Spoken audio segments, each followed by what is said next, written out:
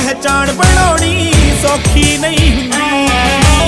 ਉਹ ਗੋਕੇ ਦੁੱਧ ਤੇ ਮੱਖਣਾ ਮੱਖਣੀ ਚੌਖੀ ਨਹੀਂ ਹੁੰਦੀ। ਉਹ ਚੋਟੀ ਨਾ ਟਕਰਾ ਕੇ ਬਦਲੀ ਵਰਦੀ ਹੁੰਦੀ ਆ। ਤੁਣਕਾ ਤੁਣਕਾ ਤੁਣਕਾ ਤੁਣਕਾ ਕਰਕੇ ਗੁੱਡੀ ਚੜਦੀ ਹੁੰਦੀ।